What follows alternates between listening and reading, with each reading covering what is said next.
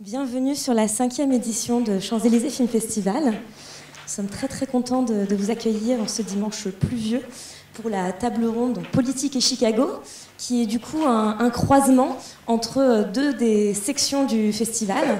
L'une, Imaginaire américain, du coup que l'on a décidé de faire autour des élections présidentielles, et la seconde, Atmosphère urbaine, que l'on dédie du coup à Chicago. Donc pourquoi Chicago cette année? Puisqu'il s'agit du 20e anniversaire du pacte d'amitié entre les villes de Paris et Chicago.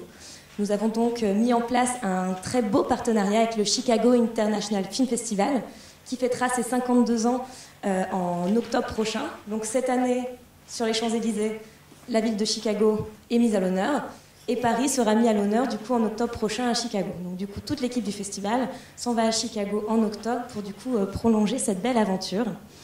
Et sans plus attendre, du coup, j'ai le plaisir d'accueillir 5 personnalités qui me sont chères, que je suis vraiment très très contente d'accueillir dans le cadre de cette table ronde.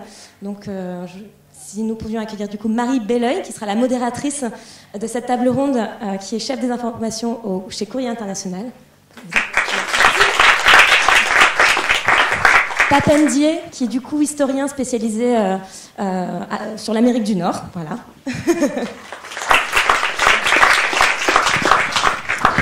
Jean-Paul Viguier, qui est architecte et qui a notamment réalisé la tour Sofitel à Chicago, mais aussi une tour à la Défense, du coup.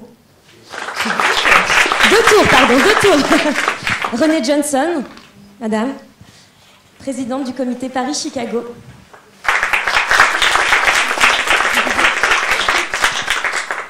Et Alexandre Pierrepont, qui est anthropologue et aussi spécialisé dans la musique jazz et qui s'occupe notamment de la programmation de nombreux festivals de jazz. Voilà. Merci.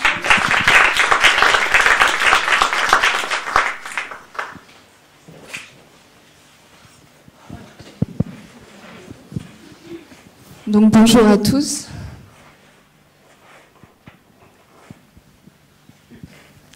Donc, je suis donc Marie Belleuil, je suis journaliste à Courrier International où je m'occupe des pages culture et grands reportages. Et donc, je suis ravie d'être avec vous aujourd'hui pour présenter cette table ronde sur Chicago. Chicago, pourquoi en parler dans le cadre d'un festival de cinéma? Parce que c'est une ville de cinéma, on l'oublie parfois, mais il y avait des studios de cinéma à Chicago au début du XXe siècle. C'est là qu'a été tourné notamment Charlie débute, le tout premier Charlot. Alors ça, c'était avant que Charlie Chaplin et toute l'industrie des cinémas commencent à migrer vers le sud, vers la Californie, vers Hollywood et sa météo plus clémente, parce que Chicago n'est pas spécialement réputé pour son soleil radieux. Et puis Chicago a été le cadre de beaucoup de tournages. Il y a certains des films sont présents dans la sélection du Champs-Élysées Film Festival, par exemple Les Incorruptibles ou le documentaire Hoop Dreams. Mais il y a aussi La mort aux trousses ou par exemple Le Fugitif qui ont été tournés à Chicago. Et donc pourquoi en parler aussi de Chicago en 2016 ? Vous n'êtes pas sans savoir que c'est une année électorale aux États-Unis, que c'est la fin de la présidence Obama dont le nom est associé à Chicago, Chicago étant par ailleurs la capitale de l'Amérique noire. Cette table ronde est aussi l'occasion de voir comment Chicago a traversé la présidence Obama, comment elle vit à l'heure de Black Lives Matter. Et donc, comme le disait Justine, il va falloir que vous preniez un micro derrière vous, Renée Johnson, s'il vous plaît, parce que c'est par vous que je vais commencer.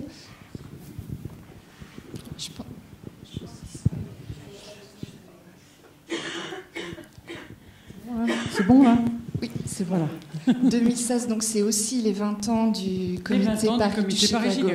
Et j'allais dire 20 ans seulement parce que Paris et Chicago ont quand même une longue histoire commune, une longue fascination partagée. Oui, alors mes chers amis, je vais peut-être vous abreuver de dates, mais je crois que c'est très important. L'histoire de ces deux grandes villes n'est pas la même. Paris a 22 siècles d'existence. L'oppidum des Parisis a été fondé au IIe siècle avant Jésus-Christ, avant de devenir Lutèce, sous les Romains. Voilà. Chicago est sorti de rien en 1830. En fait, Louis XIV et Colbert décident d'investir la Nouvelle-France et le marchand Joliette et le père jésuite Jacques Marquette, en 1673, décident d'une expédition pour rejoindre le Mississippi et installent des forts entre les Grands Lacs et le Mississippi, alors que la région était occupée par les Amérindiens. Il s'agissait de marécages, d'ailleurs. La fondation de Chicago est attribuée ensuite à l'établissement d'un comptoir commercial en 1772 par Jean-Baptiste Point du Sable. En 1827, Chicago, selon le témoignage d'un soldat que je cite, en 1827, elle était composée de 6 ou 7 familles américaines, d'un certain nombre de sang mêlés et d'un groupe d'Indiens errants et malades. Voilà Chicago en 1827. En 1840, la population de Chicago est de 4 470 habitants, aujourd'hui 2,7 millions. Donc voilà la possibilité d'évolution de Chicago, n'est-ce pas? Et les relations sont si anciennes que le consulat de France y avait été établi dès 1870. Alors, maintenant je reviens à ça. Alors, Chicago, sorti de rien en 1830, un fond de marécage, même pas 2 siècles. Alors, Paris à la Seine a fait Paris, d'où sa devise Fluctuatque mergitur. Chicago à la Chicago River, qui a fait la ville en permettant aux barges et aux bateaux de gagner le cours du Mississippi depuis le lac Michigan. Le grand architecte Daniel Bellamy avait une intuition que ces 2 villes n'étaient d'origine fondée. Paris au Moyen-Âge, c'était la bourse CCD. Chicago, l'Illinois, son mari CCD, plus un riche sous-sol fer et charbon de la contrée des Illinois, appelée Illinois, dont les colons venus les premiers du Québec au XVIIe siècle firent des Illinois. Alors, Paris est une histoire, Chicago est si brève qu'elle s'associe à un développement fantastique. En 1850, Paris comptait 1 million d'habitants, Chicago 30 000. En 1900, Paris avait 2 700 000 habitants, Chicago 1,7 million. Paris et Chicago étaient égales en peu avant 1928, avec 2 800 000 habitants. Comprenez que Chicago avait égalé Paris d'après les colonels. Burnham, en 1909, révèle un plan splendide de Paris au bord du lac Michigan pour Chicago. Il s'inspire de Haussmann, qui avait fait de Paris la capitale du monde dans les décennies 1850 puis 1860, pour que Chicago devienne aussi une capitale mondiale. L'exposition de 1893, copiée de l'exposition universelle de Paris de 1989, avait été le premier essai confirmé pour ranger Chicago à la tête du monde. Aujourd'hui, Paris n'a que 2,2 millions d'habitants, Chicago 2,7. Mais les métropoles ont autour de Paris 12 millions et 6 pour Chicago, 3e métropole américaine. À Paris, l'histoire est longue. Les aménagements de la royauté au XVIIe et XVIIIe siècle donneront à la ville son charme. Louvre, Tuileries, Champs-Élysées qui formeront un triangle avec la Tour Eiffel, 1887-1889, et le Sacré-Cœur, 1877-1923, bien connu des visiteurs, encadrant une ville haussmannienne fortement agencée, d'une totale cohésion qu'il convient de conserver. Chicago, 4 fois plus étendue que Paris, se flatte d'un développement rapide en 4 phases qui la place souvent aussi à la tête de l'aménagement des villes. Elle brûle comme Rome, en 1871, se refait avec rage. L'école de Chicago invente le gratte-ciel. Mon voisin vous en parlera longuement ensuite. L'hyperconcentration du centre dans le Loop sur à peine 2 km² s'oppose à la fuite infinie des suburbs où se mélangent les immigrants venus du monde entier. La richesse des années 1918-1929 fait surgir, en oubliant la prohibition, un centre-ville modèle autour de la Chicago River, en attendant l'échec après la crise financière de 1929. Avant d'en terminer, je voudrais dire que Chicago est la ville de tous les records, le plus dynamique aéroport du monde, le plus vaste terminal ferroviaire, le plus grand port intérieur, pendant longtemps le plus haut gratte-ciel du monde, le plus important centre mondial des congrès en Amérique du Nord, McCormick, le plus important centre de commerce de gros, le Merchandise Mart, 20 000 visiteurs professionnels par jour, l'une des plus grandes bourses pour les options et marchés à terme au monde, quelques records et quelques autres records tout aussi enviables. Donc voilà un petit peu, on a posé un peu 22 siècles pour Paris, 2 siècles pour Chicago, pour arriver finalement à des économies comparables. C'est hallucinant, la montée de Chicago. Et donc cette histoire parallèle de Chicago et Paris, donc qui remonte au moins aux expositions universelles, puisque celle de 1893 a eu lieu 4 ans seulement après celle de Paris. Voilà. Mais malgré toute cette histoire commune, mettre sur pied le comité Paris-Chicago n'a pas été forcément chose aisée. Non, ça n'a pas été tellement facile. C'est-à-dire qu'il y a 20 ans, le président Jacques Chirac est allé à Chicago, il a été reçu par le maire d'LA, et je dois dire que le maire d'LA a créé un extraordinaire Sister Cities International Programme, extraordinaire, qui regroupe une trentaine de villes les plus puissantes dans le monde. Il a demandé donc à Jacques Chirac de bien vouloir se lier à ce Sister Cities, et nous ne pouvions pas parce que Paris a un contrat exclusif avec Rome de 1945. Donc on ne pouvait pas avoir un autre Sister City. Nous avons contourné le problème en créant un comité d'amitié et de coopération économique. Alors Chicago, dès que ça a été décidé, Chicago, le lendemain, s'est créé un merveilleux comité avec les plus grands noms, etc., etc. Et moi, je venais de rentrer de Chicago à Paris, j'habitais Chicago à ce moment-là, et moi, il a fallu que je crée quelque chose à Paris. Mais le nom de Chicago à Paris n'était pas toujours extrêmement bien perçu, quoi, comme tout le monde ici doit le savoir, alors que c'est une ville exceptionnelle. Et, on vous a beaucoup parlé de la ville d'Al Capone, c'est ça voilà, que vous voulez dire? Exactement. Et on se demandait bien pourquoi je voulais me battre pour Chicago. Je me suis battue pour Chicago, et chaque personne que j'ai envoyée à Chicago, vous en êtes tous, vous aussi, vous êtes tous allés à Chicago, vous avez vu la merveille de cette ville, la gentillesse des gens, la facilité d'y travailler, etc. Et on en revient enchanté. Enfin, c'est une ville exceptionnelle. Vous êtes d'accord avec moi, certainement tous. Voilà. C'est vraiment... Et nous avons créé le comité Paris-Chicago avec la mairie de Paris, avec nous avons mis longtemps. Eux étaient tout près, les Américains, ils se demandaient bien pourquoi nous n'avancions pas aussi vite que cela, jusqu'au moment où j'ai pu faire venir à Chicago le premier adjoint de l'époque, parce que le maire ne voyageait pas à ce moment-là. Le premier adjoint, il en est revenu enchanté en disant non, mais ça c'est extraordinaire, il faut absolument.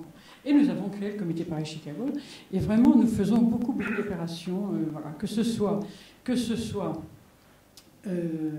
dans l'économie, dans les finances, dans les écoles, la musique avec notre ami, les sports, les sciences. Voilà, nous sommes très largement représentés dans toutes les coopérations. Voilà. Merci René Johnson.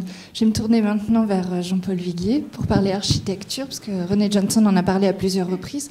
Donc on a déjà mentionné l'exposition universelle de 1893, qui a été véritablement l'acte de naissance de Chicago comme ville d'architecture.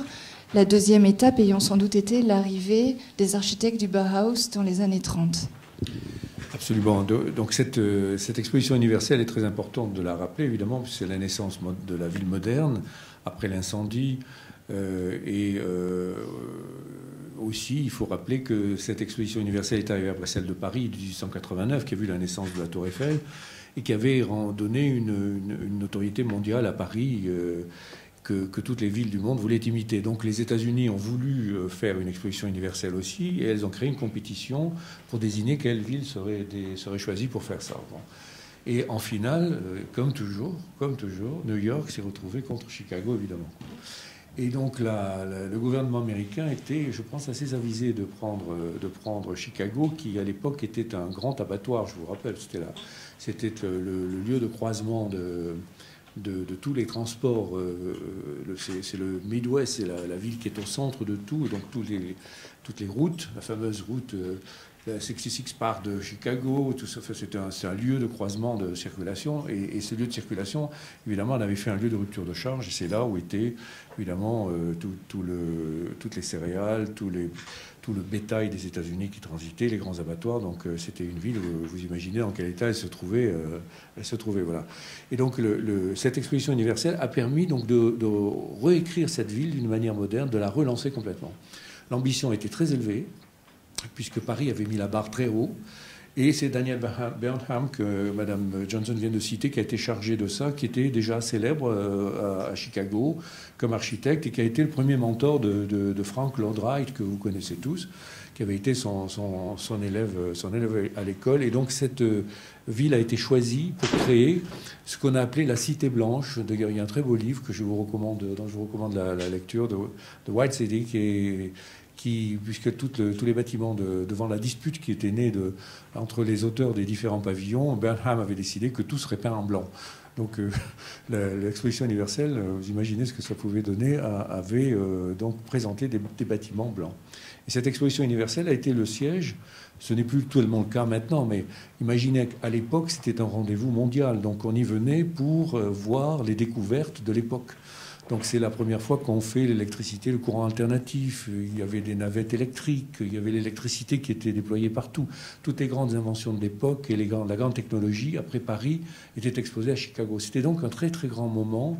Et ça a permis à cette ville donc, de sortir de son passé un peu agricole de ville du Midwest détruite par l'incendie de 70. Voilà. Mais tout à l'heure, vous parliez de la rivalité entre Paris et Chicago. Quand je vous ai eu au téléphone pour préparer cette table ronde, moi je pensais que le titre de la ville qui avait créé les gratte-ciel était disputé entre New York et Chicago, et vous m'avez détrompé. Vous m'avez assuré que c'était Chicago. Voilà, donc je vous ai détrompé parce que c'est vrai. Donc, et c'est Burnham qui a introduit une sorte de confusion dans cette histoire, parce que vous connaissez tous à New York ce fameux bâtiment qui est à l'angle de Broadway sur l'Arche à Lafayette Street, ce qu'on appelle le Flatiron Building, qui est un bâtiment très étroit, très haut, comme une sorte de lame dressée, et tous les New-Yorkais étaient très impressionnés évidemment par ce bâtiment. Ils l'avaient qualifié de premier gratte-ciel du monde, mais ils avaient oublié que c'était un architecte de Chicago qui était venu le construire à New York. Voilà. Et à Chicago, il y a un bâtiment qui est tout à fait extraordinaire. Si vous y allez, je vous le recommande, qu'on appelle le Monadnock Building, qui est un bâtiment dont les habitants de Chicago avaient décidé de faire une tour. Mais à l'époque, les matériaux dont on disposait pour faire de la tour, c'était du calcaire, du plâtre, de la chaux, des matériaux plutôt minéraux que l'on empilait les uns au-dessus des autres. Et donc, ce bâtiment est monté jusqu'au 17e étage. Il existe toujours, ce bâtiment. Et plus le bâtiment montait, évidemment, plus il fallait mettre de matière. C'est-à-dire que les forces exercées sur les murs par la charge due à la hauteur étaient tellement importantes qu'il fallait sans cesse épaissir les murs. Et donc on est arrivé à cette situation quasi absurde où on mettait plus de matière que ce que l'on créait d'espace, et il est devenu impossible de faire des fenêtres dans les murs tellement ces murs étaient épais. Et donc on s'est arrêté quelque part autour du 20e étage. Donc ce bâtiment existe toujours, il est très étrange. Et donc c'est la première tour au monde faite avec ce bricolage des matériaux du 19e siècle. Et à Chicago, il y a une rue que l'on appelle Dearborn, qui est une grande rue qui traverse complètement la ville du nord au sud, qui est parallèle à Michigan Avenue. Et à Chicago, on dit Dearborn, the street where the skyscraper were born. C'est-à-dire c'est la rue où le gratte-ciel est né. Évidemment, l'époque que vous avez citée a tout changé. C'est-à-dire que Chicago est devenue très vite, en raison des lacs et du développement de la sidérurgie, la ville de l'acier. Et donc tout le bassin du Michigan, des lacs, a fourni par les fonderies de l'acier. Et c'est l'époque où les architectes que vous avez cités tout à l'heure, chassés par les nazis d'Allemagne, de Weimar, sont venus aux États-Unis. Et un des plus célèbres d'entre eux, Mies van der Rohe, s'est installé à Chicago, et évidemment, il avait cette formation moderniste, comme les Américains aiment à le dire, et il a utilisé tout de suite le potentiel de l'acier pour construire les bâtiments. Et alors à ce moment-là, évidemment, tout a changé, puisque ce qu'on ne pouvait pas faire avec de la chaux et des moellons de calcaire, on pouvait le faire avec de l'acier. Et donc les bâtiments sont partis à la hauteur, d'une manière spectaculaire, et on a vu pousser très vite dans les années avant-guerre, et puis bien sûr avec une vitesse exponentielle après-guerre, mais avant-guerre, on a vu pousser les premières tours en acier. Et Mies van der Rohe a été, jusque dans les années, il est mort, je crois, en 1969, et je suis arrivé à Harvard, j'ai été étudiant à Harvard moi, de 71 à 73, et j'avais vécu les événements de 68 à Paris, donc je me disais, chouette, je vais aux États-Unis, je vais retrouver quand même un peu de sérénité. Et je suis arrivé en 70 aux États-Unis, c'est-à-dire exactement après ce qu'on appelle les riots aux États-Unis, c'est-à-dire que les mouvements de révolte qu'on avait connus en France et en Europe s'étaient déplacés sur les États-Unis, et toutes les universités américaines avaient été secouées violemment par des mouvements contestataires étudiants dans les années 70. Et donc, je suis arrivé en 71 aux États-Unis, 70-71, et à ce moment-là, Walter Gropius, qui était le directeur de Weimar, du fameux Bauhaus à Dessau, venait de mourir. Il s'était installé à Cambridge, aux États-Unis, donc je ne l'ai pas connu. Et Mies van der Rohe est mort juste l'année où je suis arrivé aux États-Unis. Donc j'ai raté dans ma vie, c'est un grand blanc dans ma vie, j'ai raté les deux fondateurs du mouvement moderne américain. Et cette expertise, en tout cas de Chicago, en matière de gratte-ciel, vaut encore aujourd'hui, parce que les plus hautes tours du monde qui se construisent maintenant en Chine ou au Proche-Orient sont construites par des architectes de Chicago. Mais là, je vais sauter quelques décennies, arrivées au début du XXIe siècle, où là, la ville va changer beaucoup à nouveau, sous les multiples mandats du maire Daley. Et c'est à cette époque-là, dans le cadre des grands travaux qu'il va lancer, que vous allez construire votre tour. Oui, absolument. Donc, je suis arrivé à Chicago donc, dans les années, un peu avant les années 2000, dans cette période qui maintenant a prospéré aux États-Unis, que l'on appelle le retour en ville. C'est-à-dire que les villes américaines, vous savez, se sont développées sur ce qu'on appelle aux États-Unis le urban sprawl, c'est-à-dire l'étalement urbain. Et cet étalement urbain est devenu extrêmement rédhibitoire au sens où il a consommé du terrain à n'en plus finir, il a créé des mouvements pendulaires, ce qu'on appelle le commuting aux États-Unis, qui sont insupportables, où les gens passent des heures dans leur voiture dans la journée, et les trajets travail-habitat sont devenus insupportables. Donc Chicago a été une des premières villes, sous l'impulsion de Richard Daley à l'époque, de dire il faut rapprocher absolument les lieux de travail des lieux d'habitation. Et donc, pour ça, il faut commencer par rendre le centre-ville désirable, habitable, agréable. Ce qui n'était pas le cas lorsque je suis arrivé à Chicago. Le soir à 6 heures, il n'y avait plus personne dans les rues. Le week-end, la ville était vide. Il y avait très peu d'endroits d'habitation, sauf pour les personnes très pauvres parce qu'elles étaient dans les services, ou les personnes très riches parce qu'elles avaient les moyens de se payer des très beaux appartements. Mais les classes moyennes n'étaient pas dans le centre-ville. Et donc, Richard Daley a commencé un programme de restructuration du centre-ville.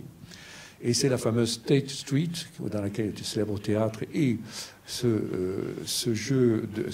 bâtiment qu'on voit dans tous les films, puisqu'on parle de cinéma, où il y a les paris pour les courses hippiques, hein, où on voit tous ces chevaux qui courent et tout le monde qui parie avec les bootmakers et les petites étiquettes dans les chapeaux. Ça, c'est dans State Street qu'il y a ce centre de Paris. Donc il a commencé par piétonniser la rue, par faire ouvrir les commerces le dimanche, le week-end, et par lancer un grand programme de construction de logements. Et de logements modestes, pas modestes, pour toutes les classes de la population. Ça, c'était il y a peut-être, je vous parle un peu avant les années 2000, donc vous voyez, nous sommes en 2016. Ce mouvement, on peut l'apprécier maintenant avec une quinzaine d'années de retour. Et si vous vous rendez à Chicago maintenant, on pourra tous en témoigner, je pense, vous verrez que cette ville n'a plus rien à voir avec ce que je vous raconte. C'est une ville animée, vivante, avec des familles. Les week-ends, tout est ouvert. Des commerces se sont installés partout, des immeubles d'habitation, des services, des spectacles, des parcs se sont ouverts. Soldiers Field est un grand parc maintenant très animé, des spectacles. Donc la ville a complètement changé en une quinzaine d'années, ce qui montre à quel point c'est possible de le faire. Voilà. C'est la façon dont la mairie a voulu la réinventer, après aussi la vague de désindustrialisation de l'après-guerre. Oui. En mettant en avant donc, notamment le patrimoine architectural pour faire de Chicago une destination de tourisme d'affaires. Et ça continue sous le mandat de Rahm Emanuel, puisque en 2015, on était à 52 millions de touristes, donc 50 millions américains, et l'objectif est d'arriver à 55 millions de touristes en 2020. Mais alors là, ce n'était pas possible aujourd'hui, malheureusement, de pouvoir projeter des images, mais j'aimerais bien quand même que vous nous présentiez votre tour et votre expérience d'architecte français qui plus est, parce que c'est assez rare, mais d'architecte français à Chicago, ville bâtisseuse. Alors voilà, donc cette tradition je crois que je voulais esquisser, on n'a pas beaucoup de temps pour faire une thèse là-dessus, mais vous avez compris que cette ville s'était construite sur un grand élan de bâtisseurs, et c'est l'ambiance qui règne dans la ville. C'est-à-dire cette ville aime la construction, elle aime l'audace, elle aime les bâtiments, elle aime l'architecture, et ça se voit. Et quand vous êtes architecte et que vous travaillez à Chicago, la population vous en témoigne tout le temps la teneur. Moi, dans la rue, quand je passais à Chicago, que je construisais ma tour, j'étais « Hey, Jean-Paul, how you doing, Jean-Paul? Nothing. What do you need? What do you need, Jean-Paul ?» La population était là, elle savait que je construisais ce bâtiment, elle se demandait si j'avais besoin de rien. Il y avait un vrai plaisir de voir un bâtiment nouveau, moderne, audacieux arriver dans la ville. Ça nous change, nous, parce que c'est pas exactement comme ça ici, mais c'était un vrai plaisir. À Chicago, donc en dehors des grands héros dont on a parlé, on n'a pas parlé de Wright, on pourra peut-être en parler si vous le souhaitez après, qui est un personnage très à part dans l'architecture, et notamment à Chicago, par rapport à ce mouvement moderniste du Bauhaus. Et donc, à Chicago, la construction est très, très, très active. Et quand je suis arrivé à Chicago, il y a un grand mentor de l'architecture qui s'appelle Stanley Tigerman, qui est un homme assez âgé maintenant, qui doit avoir 90 ans, qui est un homme qui a été un peu la référence architecturale de la ville et qu'on va voir tout le temps. Chaque fois qu'on a quelque chose à faire à Chicago, il faut voir Stanley. Et Stanley dit, à propos des trois villes, grandes villes américaines, on vous a dit que ces trois grandes villes étaient comparables, New York, Los Angeles et Chicago. À propos des tours dans les trois villes, Stanley Tigerman dit, in New York, they are too close. In Los Angeles, they are too loose.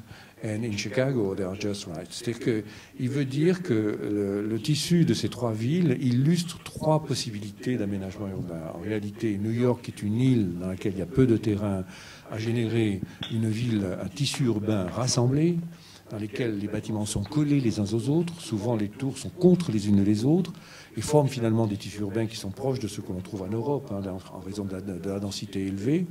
À Los Angeles, c'est le contraire. La ville s'étale sur 120 km de long. Il y a un espace absolument presque infini. Et les tours se sont dispersés sur le territoire. C'est pour ça qu'elle dit « they are too loose ». Elles sont trop lâches, trop éloignées les unes des autres. Et à Chicago, « they are just right », c'est-à-dire qu'elles ne sont ni proches, ni collées les unes aux autres, ni trop lâches. Ce sont des tours qui sont posées comme des monuments. Et pour l'architecture, c'est à la fois un bonheur et à la fois une terreur.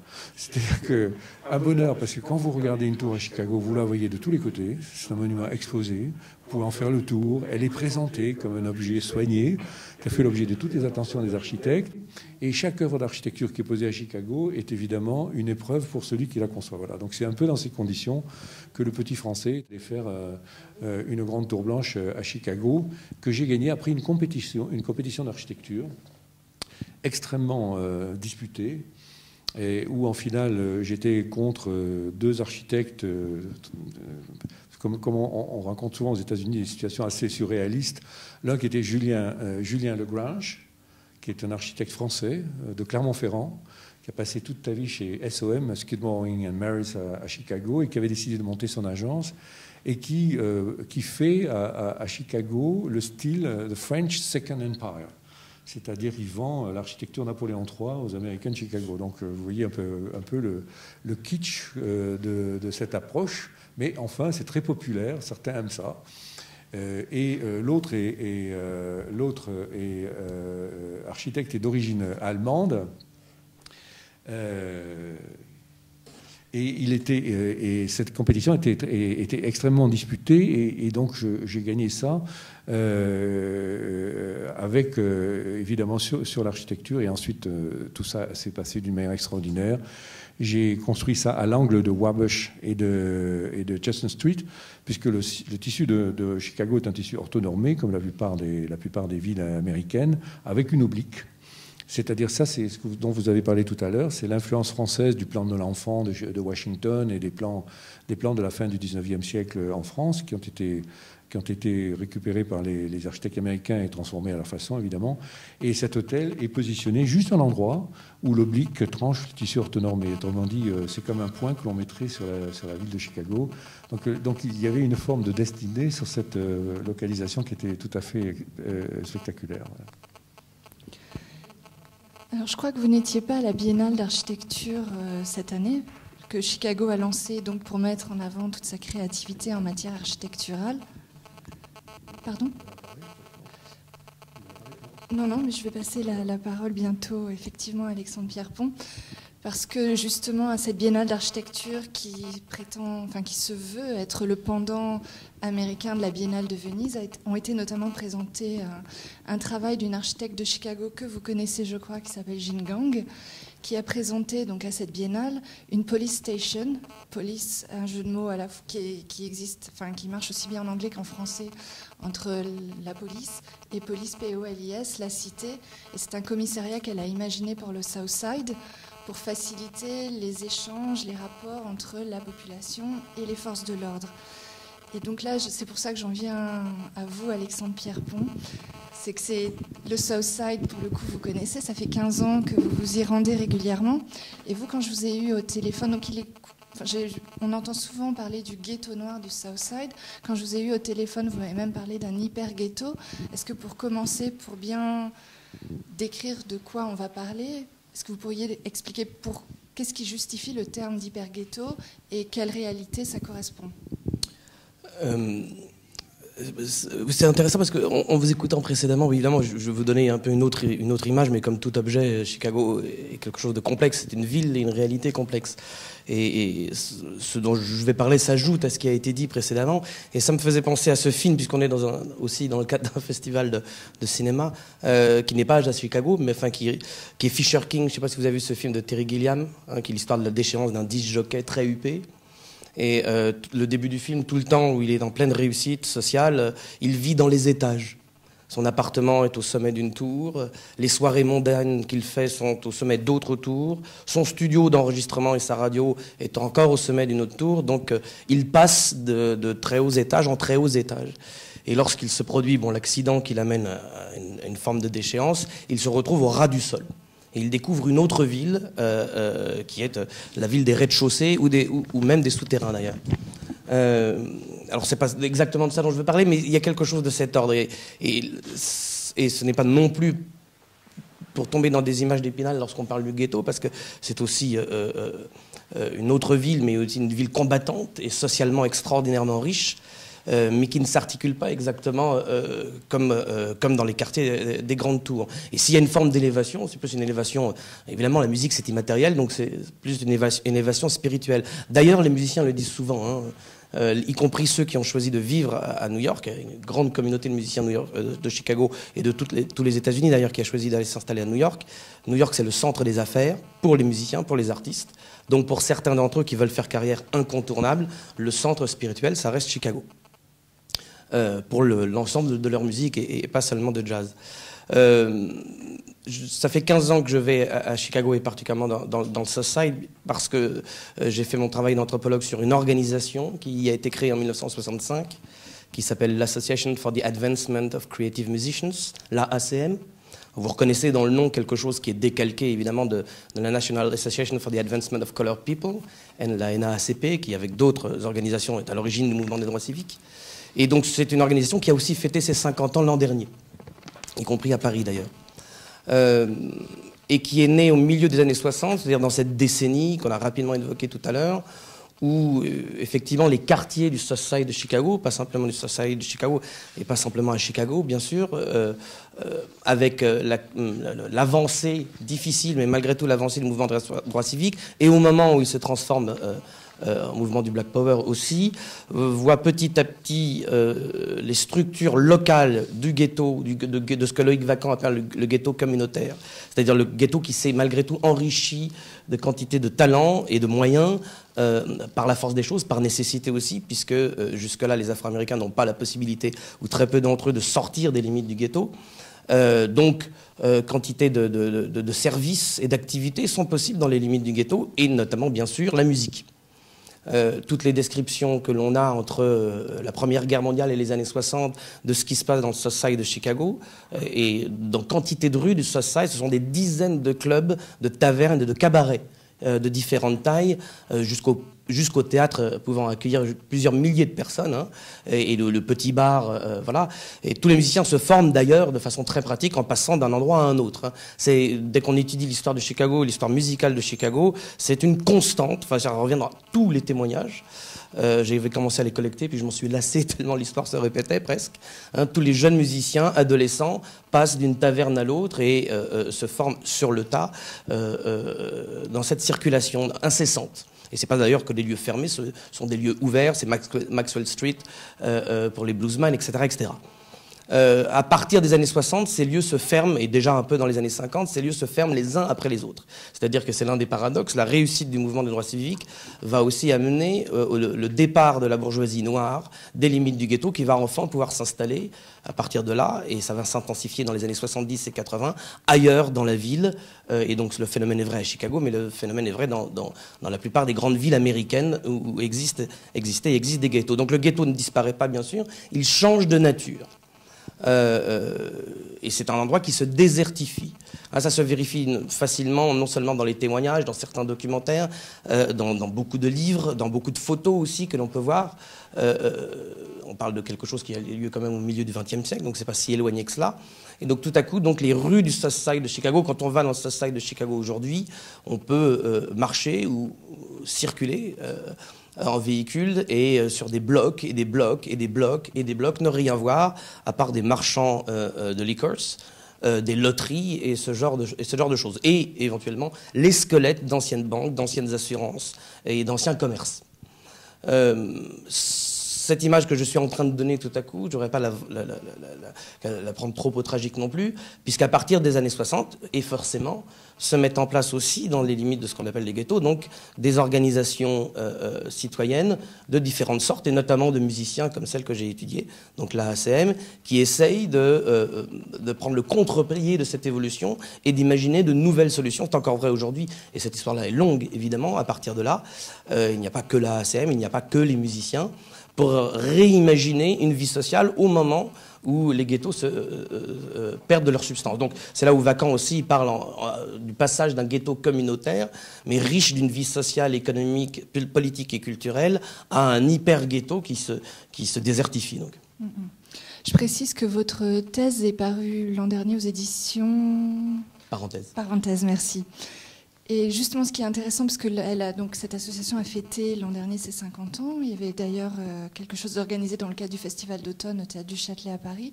Preuve qu'il y a régulièrement des choses organisées en rapport avec Chicago à Paris. Mais ce qui est intéressant, justement, c'est que cette association a duré sur ces 50 années, ce qui est relativement rare, je crois. Et donc, est-ce que vous êtes en mesure, vous qui l'avez quand même suivi sur plus d'une décennie, de dresser un bilan de ce qu'elle a pu entreprendre, de ses actions, de ses succès éventuels ? Oui, je relisais récemment, je fais une négation aussi, le livre de Mike Davis sur Los Angeles, City of Quartz. Et j'étais surpris, à ma première lecture, je n'avais pas du tout fait attention. Il parle d'une organisation similaire à la ACM, mais donc à Los Angeles, l'UGMA, créée dans les mêmes circonstances, dans les années 60, et à peu près avec les mêmes objectifs. Et si mes souvenirs sont bons, il décrit l'UGMA, dont sera issue notamment une musicienne, au départ, la dernière présidente du Black Panther Party, Ellen Brown. Il décrit cette organisation de musiciens à la fois comme un laboratoire de recherche, musical, bien sûr, artistique, esthétique, en même temps comme une école de transmission de valeurs sociales et culturelles, et enfin comme la branche culturelle du Black Power Movement.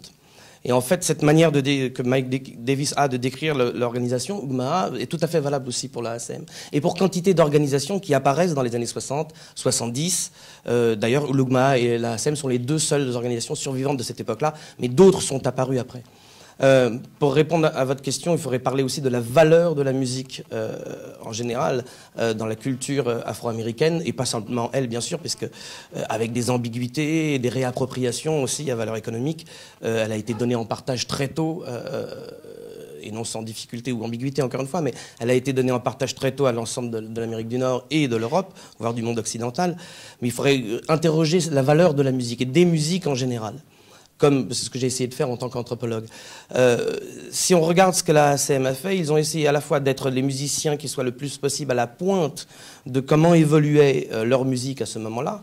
Alors à la pointe, au milieu des années 60, ça veut dire free jazz.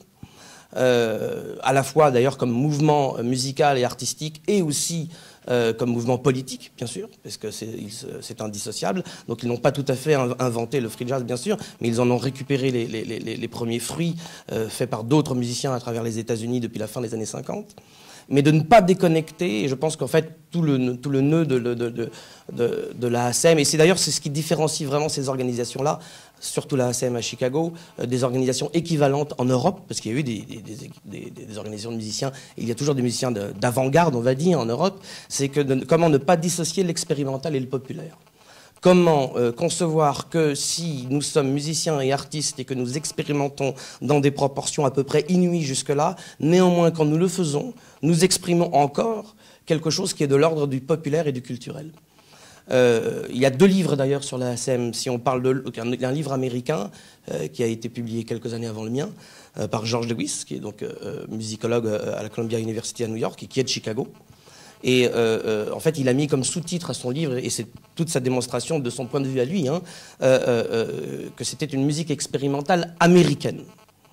Donc il s'agissait à la fois de montrer comment on pouvait créer une telle musique, en même temps, tout en ayant, pour la plupart d'entre eux, parce qu'il faut savoir, les premiers membres de la ASN, la première génération, en 1965, aucun n'a fait d'études. Ils se sont formés dans l'université des rues, comme ils les appellent eux-mêmes, c'est-à-dire qu'ils sont passés de cabaret en cabaret. Il n'y a pas d'école de musique, il n'y a pas de conservatoire. Berkeley n'est pas encore développé du côté jazz, donc sociologiquement, c'est aussi assez différent de ce qui se passe aujourd'hui. Ils sont tous issus de la classe ouvrière. Absolument tous. Il n'y a pas une exception. Certains d'entre eux ne savent pas lire la musique. Ils seront par ailleurs, d'ailleurs, des musiciens de fosse pour des orchestres de comédie musicale, de la même manière que dans les années 60 et 70, en développant leurs compétences, ils accompagneront les grands noms de la soul, du funk, et plus tard, et encore récemment, du rock ou du rap. Donc ils ont de multiples compétences. Et avec tout ce qui les a constitués comme ça, et fort aussi de ce qu'ils pensent devoir être la mission de la musique dans leur communauté et dans la société, ils vont néanmoins développer des approches, alors qui seraient, là c'est pas le sujet ici, mais ce serait trop long à détailler. Il faut s'imaginer que par exemple Joseph Jarman, je vais donner juste un exemple qui est assez intéressant, ça se passe à l'université de Chicago. L'ASM a été créée en 1965. Joseph Jarman revient à Chicago, il est originaire de Chicago, pour fuir la drogue, et la drogue que non seulement il consommait, mais qu'il dealait dans les rues du South Side au début des années 60. Il s'est engagé, comme beaucoup, et il s'est retrouvé au Vietnam en 63-64. Il revient à Chicago au moment où ses amis sont en train de créer la ACM. C'est juste une petite image, une petite histoire, mais ça parlera de pas mal de choses. Il avait joué un peu de saxophone au préalable, donc il savait se débrouiller avec un saxophone, mais il n'avait fait aucune école de musique ou quoi que ce soit. Revenant traumatisé comme beaucoup de la guerre du Vietnam et décidé à ne pas recommettre les mêmes erreurs qu'au préalable, il décide de se responsabiliser, comme feront beaucoup d'Afro-Américains à travers les organisations du mouvement des droits civiques ou du Black Power à cette époque-là, mais lui en étant musicien. Donc il rejoint la ACM. Au moment, la ASM se forme en 1965, donc c'est l'époque des émeutes urbaines, et notamment celle de Watts. Martin Luther King et son organisation arrivera à Chicago l'année d'après, en 1966. Ce jeune Joseph Jarman, à ce moment-là, il lit dans la presse gauchiste américaine la traduction de l'article que Guy Debord, de l'International Situationniste, a écrit pour analyser, de son point de vue, d'un point de vue situationniste, ce qui se passe à ce moment-là dans les ghettos des grandes villes américaines. Il est tellement imprégné par cet article qu'il s'intéresse du coup au reste des théories situationnistes. Il arrive à se les faire traduire parce qu'elles n'existaient pas, sauf traduites en anglais à l'époque, et notamment les dérives psycho-urbaines. Et il se met à imaginer de nouveaux systèmes musicaux qui, d'une certaine manière, recontextualisent ce que les musiciens de jazz font depuis la nuit des temps, c'est-à-dire construire par l'improvisation. Et il s'imagine que donc ce qu'ils font, la manière de jouer avec les structures musicales par l'improvisation, est l'équivalent de ce que les situationnistes veulent faire en imaginant d'autres parcours et trajets entre les quartiers des villes, déjà des quartiers des villes européennes, et tout en les identifiant. Et ce sera le premier livre de la ACM en 1966, qui porte comme titre « Non-Cognitive Aspect of the City », aspect non cognitif de la ville. Alors on est assez éloigné des titres ordinaires, des standards de jazz, évidemment. Quelques mois après, ça intrigue quelqu'un qui s'appelle John Cage, et John Cage vient à Chicago et a une collaboration avec Joseph Jarman. La mère de Joseph Jarman, c'est une petite série de vignettes comme ça, mais qui parle beaucoup, vient à ce concert-là. va voir John Cage après, c'est Joseph Jarman qui me l'a raconté, hein, va voir John Cage après le concert et elle lui dit ne recommencez jamais à faire ça avec mon fils. Vous le détournez de ce qui est censé être notre culture. Et à ce moment-là, son fils, Joseph Jarman, s'interpose auprès de sa mère et lui dit non, je crois que tu n'as pas compris ce qu'essaye de faire avec ses outils à lui, etc., etc., etc., etc.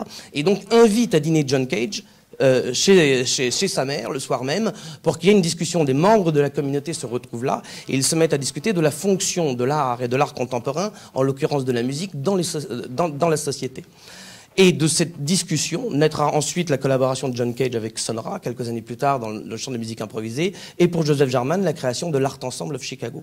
Et que veut dire Joseph Jarman, donc, qui deviendra le groupe le plus fameux de la ACM, que veut dire Joseph Jarman et ses collègues lorsqu'ils créent l'Art Ensemble of Chicago? Faire de l'art ensemble, c'est non seulement parce que l'invention est collective dans les limites du groupe, mais que c'est quelque chose qui tente à se généraliser le plus possible dans la manière aussi de le transmettre. Et c'est comme ça qu'ils vont donc créer des écoles de musique pour des non-musiciens comme pour des musiciens. C'est-à-dire les non-musiciens pratiquent la musique pour essayer de comprendre aussi des logiques sociales qu'ils pourront ensuite transposer quelles que soient leurs activités. Et la ASM a créé en 1967 une école de musique qui existe jusqu'à ce jour, qui est menacée en ce moment parce qu'elle est basée à la Chicago State University, que les universités publiques en ce moment, ou en tout cas financées par l'État d'Illinois, sont assez menacées par les différents types de coupes budgétaires qui, voilà. Donc, je pense qu'on va avoir l'occasion. Voilà, ce sera l'occasion d'en parler. Mais voilà, c'était juste pour vous donner, à travers, on pourrait prendre d'autres, comme ça, d'autres traînées de poudre, mais à travers une traînée de poudre et un des musiciens de la ACM, ils sont plusieurs dizaines à la créer en 1965, ils sont plusieurs centaines de membres associés aujourd'hui, mais à travers juste le parcours d'un individu, j'ai fait vite, mais le plus vite possible, mais voilà, comment ils pouvaient passer de l'un à l'autre en permanence. Je pense qu'on aura l'occasion d'y revenir avec, lors des questions du public. Juste une dernière question pour faire la transition avec Pape Ndiaye. Quand Obama a été élu président des États-Unis, on a entendu pas mal de choses sur l'Amérique post-raciale, notamment. Comment ces événements-là, comment les dernières années ont été vécus par les musiciens que vous suivez dans le Southside? Je vais faire bref, effectivement, parce que j'étais assez bavard. Obama a travaillé, a œuvré comme travailleur social dans les années 80 à Chicago et a enseigné après à l'université de Chicago des années 90 et début des années 2000. Parmi les musiciens de la SEM et d'autres que je fréquente, avec énormément de scepticisme. Voilà, dès le départ. C'est-à-dire qu'ils étaient contents, ils avaient tout à fait conscience de la valeur du symbole. Ils pensaient d'ailleurs qu'elle pouvait être transformée favorablement, mais ils le connaissaient bien. Barack Obama a aussi soutenu certaines de leurs initiatives quand il était sénateur de l'Illinois.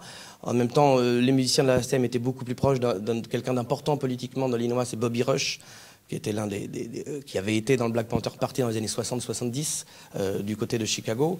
Donc c'est pas simplement la personnalité de Barack Obama, c'est l'accès au pouvoir d'un homme noir n'allait pas nécessairement. Enfin, ce sont aussi des musiciens, donc c'est pour ça que je ne sais pas à quel point ils sont forcément représentatifs de l'ensemble de la communauté, mais qui sont imprégnés de lecture de Frantz Fanon. Et de gens comme ça là, donc qui avaient même pour certains d'entre eux, je crois que je vous l'avais dit au téléphone, assez peur de, comme il ne va rien changer, ça va nous faire encore plus de mal à terme, parce qu'on nous dira vous avez eu votre chance et ça n'a servi à rien. Mais ça, il le disait dès son élection, avant même de voir ce qu'il allait faire ou ne pas faire. D'accord. Donc je vais passer maintenant à Pape Ndiaye. Donc, avec les interventions que nous avons eues pour l'instant, on voit se dessiner quand même une ville assez fascinante et avec un côté monstrueux aussi, parce que d'un dynamisme fou, mais aussi avec une violence dans les relations, notamment raciales. Comment tout ça fait pour tenir ensemble? Enfin, comment on en est arrivé à cette ville de 2,7 millions, je dis des bêtises, 2,7 millions d'habitants. Et quelle est la cohésion? Qu'est-ce qui fait que ça n'explose pas? Chicago est une ville où tout est vrai d'une certaine façon. Est-ce que c'est une ville riche? Oui. Est-ce que c'est une ville pauvre? Oui. Est-ce que c'est une ville qui s'est réinventée d'un point de vue urbain? Oui. Est-ce que c'est une ville de misère et de désespoir? Oui. Est-ce que c'est une ville de grandes universités? Oui. Est-ce que c'est une ville d'écoles pourries? Oui. Enfin, les contrastes sont d'une très très grande violence à Chicago. Peut-être est-ce la ville d'ailleurs, ou la grande ville américaine, où les contrastes sociaux sont les plus accusés.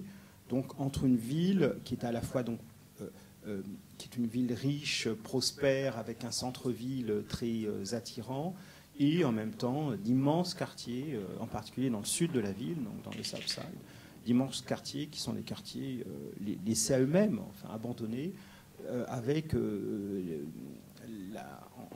sur le bureau du maire, si je puis dire, la question des violences policières et puis la question des écoles, qui sont deux questions très très urgentes. Alors comment tout ça tient ? Ça tient parce que ça ne peut que tenir d'une certaine façon. Qu'est-ce qui pourrait se passer d'autre pour des gens, par exemple, dans le South Side, qui n'ont pas vraiment à aller, qui ne peuvent guère quitter leur quartier, très pauvre, mais où ils trouvent encore les ressources familiales, communautaires, etc., qui leur permettent de survivre. Et puis c'est aussi une ville, évidemment, où on peut faire des affaires et où ça se passe très bien pour beaucoup d'habitants. C'est aussi une ville d'étudiants. Il y a des dizaines de milliers d'étudiants. L'université de Chicago, une des plus grandes universités du monde, peut-on dire, mais il y a aussi d'autres établissements à Chicago ou dans son pourtour immédiat, comme Northwestern, par exemple, à Evanston, juste à 15 km au nord de la ville. Donc c'est aussi une ville de grande densité intellectuelle. Donc la question, c'est plutôt de savoir qu'est-ce que la municipalité, qu'est-ce que la politique fait localement pour que, globalement, cette ville tienne. Et pour donc revenir un tout petit peu en arrière, Chicago est une ville démocrate. C'est un bastion démocrate. C'est même le bastion démocrate aux États-Unis, au sens où, depuis les années 30, jamais Chicago, donc tout début des années 30, avec l'élection du maire Cermak, qui était originaire de Tchécoslovaquie d'ailleurs, et qui bat le maire des années 20, qui était un maire très très corrompu, qui s'appelait Big Bill Thompson. À partir donc du début des années 30, la ville bascule du côté du Parti démocrate et n'a pas quitté le Parti démocrate depuis. Il n'y a pas d'autre exemple de grande ville américaine qui soit restée démocrate ou républicaine selon la ville. New York a oscillé entre les deux partis, Boston aussi, Philadelphie aussi, Los Angeles aussi. Je ne connais pas d'autres villes qui soient restées démocrates aussi longtemps, ce qui a fait de cette ville la ville quand même de la machine démocrate, c'est-à-dire la ville d'un parti tout puissant. Ce qui compte à Chicago, ce n'est pas l'élection municipale, ce sont les primaires à l'intérieur du Parti démocrate, avec des structures municipales, disons, contrôlées, avec un clientélisme municipal extrêmement fort pour l'attribution des emplois municipaux, et avec la corruption qui a accompagné l'histoire municipale d'une ville dont le pouvoir n'a jamais été remis en cause. On se passe le pouvoir. On peut même se passer le pouvoir au sens dynastique du terme. Richard Daley, le maire dont on a parlé, était le fils de Richard Daley, le premier maire Daley, je veux dire, de Chicago, qui a été maire très longtemps dans les années 50, 60 et dans les années 70. Et Richard Daley, ce maire tout-puissant qui est un faiseur de roi à l'intérieur du Parti démocrate à l'échelon américain, a transmis en quelque sorte, après un intermède, si je puis dire, du côté de Harold Washington, le premier maire noir de la ville, au début des années 80, il a transmis le flambeau à son fils. Et son fils, quand il se retire des affaires, si je puis dire, transmet le flambeau à Rahm Emanuel en 2011. Rahm Emanuel, qui est aussi un cacique du Parti républicain de Chicago. Il est natif de Chicago, il était proche de Clinton, chef de cabinet d'Obama, et le voilà donc maire depuis 5 ans. Donc il y a une ville quand même qui est tenue par un parti. C'est une ville profonde, dont la politique est profondément marquée par la corruption, le clientélisme, la violence dans les rapports politiques. Enfin, pardon de dire des choses un peu grises sur Chicago, mais c'est la vérité, la vérité du pouvoir municipal à Chicago, qui explique aussi qu'un Obama se soit toujours tenu en lisière du pouvoir. Il a construit sa carrière politique à Chicago, mais il n'a jamais voulu entrer dans la machine ni conquérir le pouvoir. Il est allé voir Daley très tôt pour lui dire qu'il n'était pas intéressé par la mairie de Chicago. Donc il est resté en lisière de cette forteresse politique qui a fait tenir la ville, d'un point de vue politique, vraiment par le clientélisme, par l'attribution des emplois, par tout un système de corruption qui a permis aussi qui a eu un effet aussi politique, qui permet de faire tenir les choses, même de manière extrêmement problématique et fort coûteuse pour la ville. La ville est actuellement en état de quasi-faillite. On reproche beaucoup à Rahm Emanuel de mal dépenser le peu d'argent qu'il y a. Il y a quand même un peu d'argent dans les caisses. Il a coupé de façon extraordinairement violente dans les budgets d'éducation. Il y a une révolte générale quand même des enseignants dans le système primaire et secondaire à Chicago depuis quelques années, tout en dépensant des fortunes. On a calculé que depuis le début des années 2000, la ville avait dépensé plusieurs centaines de millions de dollars en frais divers. On a découvert donc une prison secrète où les policiers emmenaient les gens sans en référer à quiconque. Et majoritairement des Africains-Américains. Quasiment exclusivement des Africains-Américains. Donc une sorte de Guantanamo dans la ville de Chicago où on peut traiter les détenus en dehors du droit. L'affaire a été sortie par un quotidien britannique, ce qui le dit Guardian, sans doute aussi quelque chose. Si ma mémoire est bonne. Et le Guardian a expliqué que la mairie de Chicago était au courant de l'existence de cette prison secrète à Chicago. Et la ville dépense des sommes folles pour soutenir légalement les policiers qui sont impliqués dans des affaires de violence, de meurtre même. Il y a eu l'affaire Laquan McDonald aussi, ce jeune garçon qui avait été tué en 2014, qui avait pris, je crois, 16 balles en 30 secondes, alors qu'il était armé que d'un couteau. Oui. Et la vidéo, en fait, ça avait été filmé par la caméra embarquée d'une voiture de police. La vidéo est sortie qu'avec 1 an de retard, parce que des avocats, des journalistes se sont mobilisés pour qu'elle soit diffusée au public. Et avec là, à nouveau, des soupçons sur Rahm Emanuel qui aurait essayé d'étouffer l'affaire, parce qu'à l'époque, il était notamment en campagne pour sa réélection. Donc, il y a... la réputation. Enfin, je ne sais pas s'il y a quelque chose de positif en fait à dire sur Rahm Emanuel, parce que là, tout ce Rahm Emanuel est le maire le plus détesté d'Amérique, comme on le dit parfois en ce moment aux États-Unis. Il y a des sondages qui ont indiqué récemment que 40% de la population de Chicago souhaitait sa démission immédiate. C'est pas 40% opposés au maire et attendant l'élection future. Non, 40% des gens veulent qu'il démissionne immédiatement. Ce ne sont pas 40% d'électeurs républicains qui souhaiteraient... Non, pas du tout. Ce sont des électeurs démocrates, etc. etc. Donc, Rahm Emanuel est honni de la population de Chicago. Son taux d'approbation est extrêmement faible parce qu'il est arrivé au pouvoir donc, en 2011, auréolé quand même d'une image plutôt positive. Il était très proche d'Obama. En 2011, donc après l'élection d'Obama, il a été chef de cabinet à la Maison-Blanche. C'était aussi un très bon financier. Pour une ville qui avait des problèmes financiers, ce n'était pas une mauvaise idée. Natif de Chicago, passionné par sa ville. Bon, il cochait beaucoup de cases. Et puis, il s'est révélé être un mauvais maire. Il n'y a aucun doute là-dessus. Alors, il a été réélu, certes, mais n'importe qui, pourvu qu'on ait l'étiquette démocrate, peut être réélu pratiquement à Chicago. Hein, ou de justesse, d'ailleurs, ce qui est quand même incroyable. Mais... Vous voyez, le nounours de mes enfants, s'il est démocrate, peut être élu maire de Chicago. Mais lui a été réélu de justesse. Et on envisage l'impensable dans cette ville, c'est qu'un républicain correct, disons, puisse être élu. J'ai aucune sympathie personnelle pour le parti républicain, mais je suis de ceux qui souhaitent une alternance politique à Chicago pour balayer, pour changer une administration qui croule depuis 80 ans sous la corruption, les affaires, les emplois qu'on distribue et la gabegie financière. Et c'est aussi sous Rahm Emanuel que le taux d'homicide est reparti à la hausse dans la ville, parce qu'il faut quand même qu'on en parle, qu'on en touche deux mots. C'était le sujet d'ailleurs d'un film, je ne sais pas si vous l'avez vu, de Spike Lee, qui est sorti l'an dernier, fin 2015, qui s'appelle Chirac. Alors Chirac, c'est un nom que les rappeurs ont donné à la ville, qui est la contraction de Chicago et Irak. Et Spike Lee en remet une couche en mettant en regard le nombre de victimes des homicides, par homicide à Chicago, qui sont en grande majorité africaine-américaine, et le nombre de victimes américaines en Irak dans le conflit armé.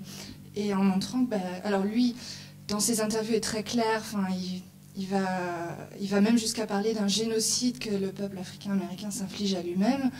Mais on est d'accord que ce n'est pas un problème qui ne concerne que les Noirs ou que les Hispaniques, même si c'est eux qui en sont en grande partie les victimes. Ils sont surreprésentés dans les homicides, de façon très très évidente à Chicago. Mais oui, la violence est repartie à l'eau. C'est un des records de la ville de Chicago. C'est le nombre d'homicides par habitant dans les grandes villes américaines. C'est une ville qui bat tous les records en ce moment. Et face à cela, on a une police qui est une police très décriée. Elle fait partie des 20 polices ou des 22 polices américaines qui sont sous surveillance fédérale, qui se caractérisent par leur très haut niveau de corruption, par la non-formation des policiers, également par la violence raciale. Il y en a quelques autres dans le pays. Il y a la Nouvelle-Orléans, Baltimore. Justement, à Baltimore, il s'est passé ce que vous savez il y a 2 ans. Donc, c'est une police qui a une très très sale réputation et que Rahm Emanuel n'a pas voulu changer pour les raisons que j'indiquais tout à l'heure, c'est-à-dire essentiellement pour le système clientéliste qui survit depuis si longtemps. Donc il faudrait certainement changer radicalement les choses. Donc ça n'est pas si différent de ce ailleurs, mais à Chicago, ça prend un tour particulièrement violent et particulièrement spectaculaire. Et les raisons de cette hausse récente des homicides, il faut aller chercher quoi? Du côté de l'état des écoles publiques? Alors, par exemple? Oui, alors c'est débattu, puisque la dégradation du système des écoles, ça a certainement des effets, bien entendu, des effets, mais qui ne sont pas forcément des effets aussi immédiats que cela. C'est des effets aussi qui peuvent se mesurer sur le moyen et sur le long terme, mais incontestablement, le fait que dans les écoles, les budgets font que les enfants sont laissés à eux-mêmes plus tôt dans la journée, que le système des écoles est tellement dégradé qu'il y a une partie des enfants de Chicago qui sont passés entre les mailles du filet, qui ne sont même plus répertoriés scolairement dans la ville de Chicago. Et donc on peut penser qu'une partie de ces enfants sont en situation, disons, d'activités parallèles, illicites, etc. Et la question du trafic de drogue, c'est une question très importante aux États-Unis. Le trafic de drogue a connu des formes de regain aussi ces dernières années avec les trafics l'apparition de tous les produits opiacés là, qui sont une espèce d'immense épidémie aux États-Unis. Je lisais récemment, au moment de la mort de Prince, justement, qui est mort de la consommation de ce genre de produits, semble-t-il qu'on était à quelque chose entre 10 et 15 millions d'Américains qui sont accros à ces produits-là. L'arrivée, et donc cette question de la drogue est une question très très importante, et plus généralement le sentiment, si vous voulez, que à Chicago, il y a une partie de la ville qui s'en sort très bien et qu'une autre partie de la ville s'en sort très très mal. Et le voisinage entre des gens qui s'en sortent bien, pour le dire vite, et des gens qui s'en sortent mal, c'est toujours un voisinage qui crée des violences. Il y a plus de violence dans les voisinages de ce genre que dans des situations plus homogènes, y compris du point de vue de la pauvreté. À l'échelle des pays, on voit ça très bien au Brésil, dans les villes brésiliennes ou dans les villes d'Afrique du Sud. Le niveau de violence, c'est quand il y a et Chicago, d'une certaine façon, fait penser à une ville brésilienne, avec cette proximité dans l'espace urbain entre les très riches et les très pauvres. Donc on est une ville avec un nombre d'homicides, d'attaques en tout genre qui est très très élevé et qui font la une de la presse de manière régulière. Il suffit de regarder la presse de Chicago et on est abreuvé de faits divers sanglants. Je vous remercie. On va peut-être passer aux questions du public.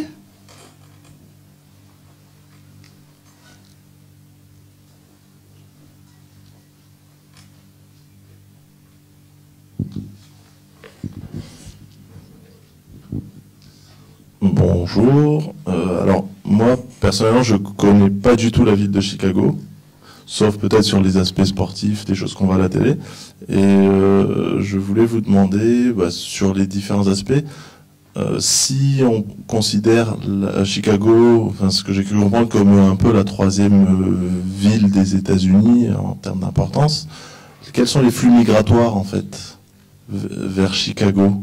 Il y a beaucoup de migration vers Chicago du coup, ou en termes d'attractivité de la ville? Alors, Chicago est une grande ville de migrants, historiquement, avec les vagues de migrants d'Europe et bien sûr, et puis les Afro-Américains qui viennent du sud des États-Unis à partir de la Première Guerre mondiale. Le South Side devient un grand quartier noir dont on parlait tout à l'heure à partir de 1916-1917, avec... c'est la grande migration interne du pays qui s'interrompt dans les années 30 pour des raisons liées à la crise, mais qui repart de plus belle dans les années 40 et 50. Là aussi, les gens quittent aussi la misère, mais aussi la ségrégation, la violence raciale du sud des États-Unis pour s'installer à Chicago. Tout le delta du Mississippi est installé à Chicago, de façon presque. Aujourd'hui, il y a eu des relais qui ont été... Donc la population hispanique, il y a un énorme afflux de population hispanique, mexicaine par exemple, à Chicago, à partir de la fin des années 60, et puis ça c'était vraiment présent dans les années 80 et 90. Polonaise aussi. Alors, polonaise, c'est très intéressant, parce qu'il y a une histoire d'une migration polonaise vers Chicago à la fin du 19e siècle. Chicago était la grande ville polonaise aux États-Unis. D'ailleurs, il y a des églises polonaises, des églises catholiques polonaises. Il y avait des organisations politiques polonaises nationalistes contre l'Empire russe, qui étaient très importantes à cette époque-là. Et puis, les choses, évidemment, s'éteignent à partir du moment où le rideau de fer tombe sur la Pologne en 1945.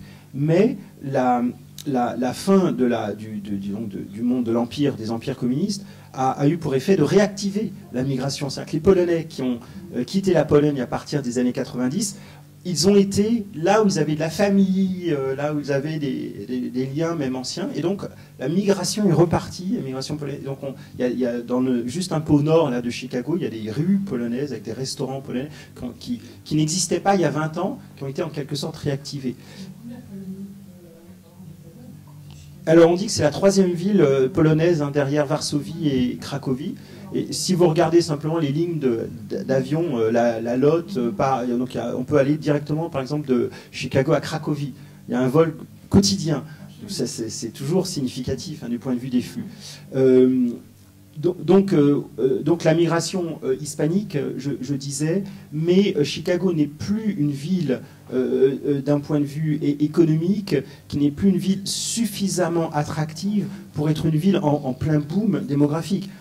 L'histoire démographique de Chicago, c'est, vous le disiez tout à l'heure, un accroissement spectaculaire, comme on n'a jamais vu dans l'histoire du monde, je crois, avant Chicago, à cette échelle-là. On le voit aujourd'hui avec les villes chinoises, c'est l'équivalent, des villes dont on n'a jamais entendu parler, qui rentrent dans le top 20 en l'espace. Donc c'est ça. Et puis jusqu'aux années 50, et à partir des années 50, comme ces grandes villes industrielles qui croisent la crise économique, la fermeture des abattoirs, des aciéries, etc., McCormick, ça décline à partir des années... Il y a moins d'habitants à Chicago que dans ce pic aux alentours de 50-55, pic de la classe ouvrière, historiquement parlant, et du Fordisme. Et donc Chicago décline, et puis ensuite limite la casse, si je puis dire, contrairement à des villes comme Detroit, qui, elles, ont continué sur la pente savonneuse, parce que Chicago a des ressources qui étaient des ressources non industrielles très importantes, d'économie de services, d'économie financière, etc., etc. Donc la population de Chicago s'est stabilisée, et puis il y a un renouveau urbain depuis les années 2000 qui a fait se stabiliser la population de Chicago, mais pas d'une manière suffisamment... Pas avec des ressources suffisantes pour faire que Chicago puisse s'accroître autant que des villes comme Los Angeles. Par exemple, Los Angeles est passé devant Chicago dans les années 60-70. Chicago était la deuxième ville du pays quand même jusqu'aux années 50. Et depuis, l'écart entre Los Angeles et Chicago tend à s'accroître parce que Los Angeles, il y a une dynamique économique. Et puis, il y a la proximité du Mexique aussi. Il y a les flux aussi qui viennent d'Asie dont Chicago n'a pas bénéficié. Donc Chicago est quand même une ville un peu stagnante aujourd'hui, d'un point de vue démographique.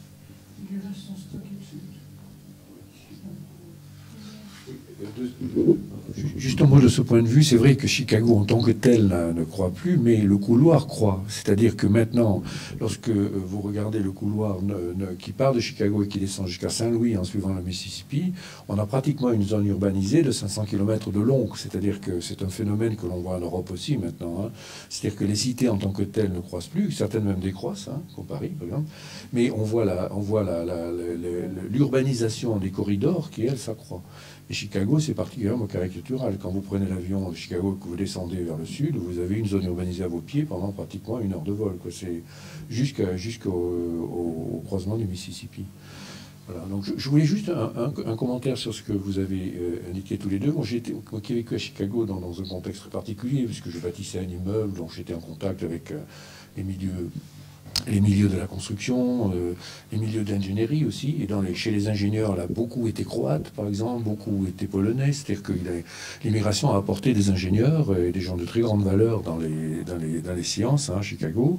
Et j'ai été très impressionné par la vigueur du tissu associatif de la ville. C'est-à-dire, on n'avait pas parlé de ça. Et effectivement, c'est une sorte d'adoucisseur du système que vous avez décrit, où vous avez décrit des antagonismes très violents, des situations très déchirées entre différents groupes de population, très contrastés. Il y a toujours un tissu associatif très actif, très répandu dans tous les milieux, que ce soit l'éducation, que ce soit la santé, où il est très puissant dans la santé. Il y a une association à Chicago qui possède 5 hôpitaux pour les enfants, par exemple. Donc le tissu associatif est très répandu, et dans l'université aussi. Et dans l'université, par exemple, on a pu construire de nombreux bâtiments universitaires supplémentaires, comme à l'IIT, que vous n'avez pas cité, dans les universités, qui est la grande université technologique de Chicago. On a pu construire le Student Center, qui était ce lien entre les quartiers typiquement sud de Chicago, où il y avait les populations afro-américaines qui étaient celles que vous avez décrites, et notamment les dorms de l'université, coupés de l'université proprement dite par le métro. Il a fallu donc construire un bâtiment qui était une sorte de pont, une sorte de lien entre ces deux parties du territoire. Et c'est un bâtiment qu'a fait Rem Koolhaas, l'architecte hollandais, pendant que je faisais la tour là-bas. Et le financement de ça, qui était quand même quelque chose comme 80 ou 100 millions de dollars, a été entièrement financé par le système associatif. Dans de très nombreux secteurs culturels aussi, le système associatif finance pratiquement la totalité des développements de musées, d'établissements. Donc il y a un secteur associatif que j'ai côtoyé, très actif et très intéressant. Voilà.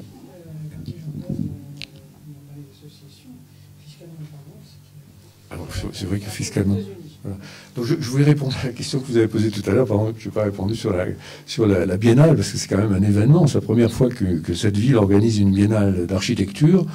Vous le savez, il y a un système un peu maintenant qui est installé depuis très longtemps à Venise, où 1 an sur 2, il y a une biennale d'art, et l'autre année, c'est une biennale d'architecture. Donc alternativement, l'une et l'autre. Et c'est devenu un rendez-vous mondial pour les artistes et pour les architectes. On va tous à Venise, où on a grand plaisir à y aller. Cette année, c'était une année formidable. Et donc, que Chicago décide de créer une biennale, c'était pas gagné, parce que c'est intercalé avec le système de Venise, très puissant, très connu, très reconnu. Il fallait le faire. Donc, je ne suis pas allé à la Biennale de Venise, de Chicago, vous l'avez rappelé tout à l'heure, mais j'ai beaucoup discuté avec ces organisateurs, notamment avec Sarah Harda, qui était une des directrices artistiques de la Biennale, et elle avait décidé 2 choses. Elle avait décidé d'intercaler la Biennale de Chicago, l'architecture, avec celle de Venise, évidemment, une année Chicago, une année Venise, ce qui fait que pour les amateurs d'architecture, vous pourrez un coup aller à l'est, un coup à l'ouest, quoi, c'est pas mal. Et l'autre chose qui avait été décidée, et c'est ça que je voulais vous dire parce que ça me paraît important du point de vue de l'architecture, c'est que contrairement à Venise, je ne sais pas si vous êtes allé voir cette biennale à Venise, mais elle se situe donc au bord du Grand Canal, dans l'ancien arsenal, et elle est faite de pavillons nationaux. Donc ce sont des pavillons qui sont des bâtiments permanents et qui tous les ans sont par de très nombreux pays. La France a un pavillon, et tous les ans sont réactivés, tous les 2 ans sont réactivés par les pays pour servir de siège aux expositions. Bon. Et donc Chicago s'est demandé comment, par rapport à ce système, organiser une biennale. Et elle a choisi, ce qui caractérise cette ville sans aucun doute, c'est d'utiliser son propre establishment, son propre tissu. C'est-à-dire que ce qu'allaient constituer les lieux d'exposition à Chicago, ce ne seraient pas des pavillons créés, mais ce seraient les bâtiments de la ville eux-mêmes. C'est-à-dire la ville allait se transformer en territoire d'exposition. Et ça, je dois dire que c'était une décision tout à fait originale, parce que d'abord, ça met en valeur le patrimoine de la ville. C'est-à-dire que la ville devient un pavillon d'exposition à elle toute seule. Ensuite, ça ouvre des bâtiments à la population, ce qui est essentiel aussi dans les mouvements qu'on a décrits tout à l'heure. C'est dans l'apaisement aussi des frictions et des difficultés que les différentes populations ont à se côtoyer, plus les occasions d'aller partout, en quelque sorte, se présentent, plus cet apaisement peut venir. Et des bâtiments où les publics ne rentraient jamais, là, pour la Biennale, il a pu accéder avec des expositions. Ce vieux centre culturel de Chicago qui est au bord du parc, qui est un bâtiment de la fin du 19e, qui est assez moche, vous devez connaître sans doute, mais qui est très grand, avec très grand volume, est devenu le quartier général, un petit peu rassemblement de cette biennale. Et finalement, je crois que là, Chicago atteint une sorte de momentum, qui est que cette ville est un décor vivant, quoi. C'est ça qui m'impressionne, moi, en tant qu'architecte. C'est-à-dire que c'est pour ça que les cinéastes l'aiment tellement, je pense. C'est-à-dire que on n'a pas besoin de créer un studio à Chicago pour filmer. On filme dans la rue, quoi. On filme. Tout est scénique dans cette ville. Ce métro en l'air qui se balade autour du Loop, cette rivière qui parcourt la ville comme ça, et qui est une sorte de fil qui coule à l'envers, puisque tout le monde pense que cette rivière se jette dans le lac, alors qu'au contraire, c'est le lac qui se jette dans la rivière, et que ça a été inversé volontairement pour que les ordures que l'on jetait dans la rivière n'aillent plus dans le lac. Et donc cette rivière extraordinaire, ces tours, cette Michigan Avenue qui est une sorte de tracé un peu mythique, un peu comme les Champs-Élysées à Paris, vous voyez, qui rejoint aussi ces deux villes. Donc cette ville est un décor vivant, quoi. Et je pense que le bâtiment en face duquel j'avais mes bureaux, moi, quand j'étais à Chicago, est un bâtiment dans lequel cet architecte que je citais tout à l'heure, Ed Motian, a son bureau dans une gloriette tout à fait au sommet, avec un ascenseur dans lequel les voitures rentrent dans l'ascenseur. C'est-à-dire que les voitures rentrent dans le bâtiment, elles rentrent dans l'ascenseur, et l'ascenseur les monte au sommet du bâtiment, où il y a une grande terrasse, où les voitures sortent sur la terrasse. Dispositif qui date de l'époque de la mafia, évidemment, où les gangsters avaient tellement peur de se faire tirer dessus qu'ils descendaient jamais de leur voiture. Et donc, ils mettaient leur voiture dans l'ascenseur pour aller tenir leur réunion au sommet des bâtiments d'eau. À Chicago, il y a cette dimension un peu légendaire, comme ça, de tout qui est dans la rue, qui est exposé, et qui en fait une sorte de décor vivant. Voilà. Je crois qu'on a encore le temps pour prendre une question. Alexandre Pierrepont, vous devez déjà partir. Une question. Alors, juste avant qu'Alexandre Pierrepont part, juste vous avertir qu'il y a un concert de jazz juste après au Mosna Birmark Center, et j'aurais voulu quand même que vous présentiez le groupe qui s'y produit. Oui, c'est le groupe de Natural Information Society, qui a été créé par le contrebassiste Joshua Abrams. J'ai proposé cette formation de Chicago aussi parce que Joshua Abrams est auteur de musique de film, alors qui ne sont pas projetés dans le cadre de ce festival-là, mais notamment, je ne sais pas si vous avez vu le documentaire des Interrupters, c'est Joshua qui a fait la musique, hein, qui est donc aussi lié à notre sujet d'une certaine manière, et au tissu associatif, on va dire, qui est une sorte de gang anti-gang, ou d'anciens membres de gang, voilà. Joshua Abrams, il fait partie de la scène musicale de Chicago depuis une trentaine d'années, c'est l'un des rares musiciens, il faut le savoir aussi, qui circule partout à travers la ville. Et à travers ces différentes scènes, on en parlait récemment, hein, l'un des aspects concrets et ségrégés de Chicago, c'est que même en termes de magazine culturel, vous avez un magazine culturel pour Southside, où vous entendrez parler de certains concerts, vous ne trouverez pas l'équivalent, enfin ces concerts ne seront pas annoncés si vous êtes dans le Northside ou en centre-ville, et inversement. Hein, donc, et il faut bien dire d'ailleurs que les seuls musiciens qui circulent vraiment dans l'ensemble de la ville sont les musiciens afro-américains. Hein. Les musiciens blancs ne vont pas dans le Southside, ou très peu d'entre eux. Ça aussi, je voudrais le préciser par rapport à les petites choses. C'est pas encore une fois pour rendre les choses plus tragiques, parce qu'il y a un formidable milieu associatif, c'est vrai, et on pourra en parler plus longuement. Hein, mais ça me semble aussi très important de le mentionner. Et donc Joshua Abrams là joue dans un groupe qui n'est pas exactement de jazz, d'ailleurs c'est l'une des originalités de Chicago d'ailleurs. Le jazz c'est jamais que le nom d'un genre qu'on a commercialisé et qui est une synthèse de quantité d'éléments. Si on voulait spécifier un petit peu plusieurs générations de musiciens de Chicago, après la Seconde Guerre mondiale, y compris jusqu'aux dernières décennies, et quand je dis dernières décennies, c'est ces 10 ou 20 dernières années, ce sont des musiciens qui veillent toujours à être au plus près des éléments qu'ils associent, et qui ne se contentent pas d'un genre. C'est ce qu'on a vu se répéter régulièrement dans l'histoire de la ville, hein, dès l'entre-deux-guerres, mais ça l'histoire est connue par tout le monde, mais aussi après la Seconde Guerre mondiale ou dans les années 60, 70, 80, et pas simplement chez les membres de la ASM dont je parlais tout à l'heure. Hein, c'est d'essayer au contraire de toujours maintenir ouvert, alors un petit peu cette union des contraires dont on parlait tout à l'heure, hein, mais l'aspect populaire, l'aspect expérimental, l'aspect répétitif, l'aspect variable, voilà, l'aspect très lié à l'Afrique, l'aspect lié au monde européen, etc., etc. Voilà. Et Joshua Abrams est quelqu'un d'extraordinairement doué pour ça. Le groupe qui va passer dans quelques instants, c'est une formation avec harmonium, percussion, guitare et clarinette.